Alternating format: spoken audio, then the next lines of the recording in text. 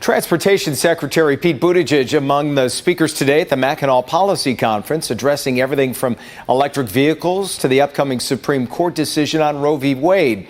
He spoke to our Devin Scillian, who continues our coverage from Mackinac. We've arrived at the midway point of the Mackinac Policy Conference. Illustrious group of speakers today: Stephen Ross, Ted Koppel, Jon Meacham, and the U.S. Secretary of Transportation, Pete Buttigieg.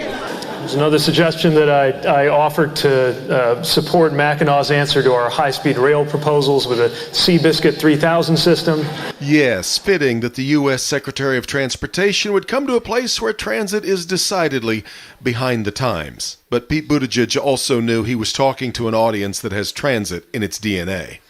And I'm here to tell you that this role, this work that so many of you are involved in, connected to our transportation, connected to our infrastructure, has never mattered more. I asked Buttigieg about a criticism he hears often, that the push for electrification has come too quickly for a nation still clearly geared for increasingly expensive gasoline. Are we too early for what's really reasonable given how green we want to be? Yeah, and the answer is no, because we're running out of time. This is not that it's easy. We did eventually meander away from transportation to talk about other issues.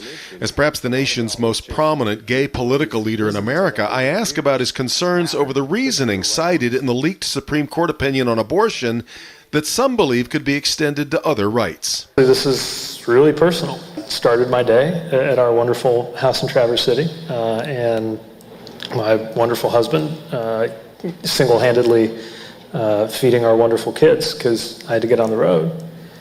And thinking about the fact that the very existence of our household, at least legally speaking, came about by the margin of a single vote on the Supreme Court, has you really thinking at a moment like this about the personal stakes of what appears to be a continued push to roll back rights. On Mackinac Island, Devin Scillian, Local 4.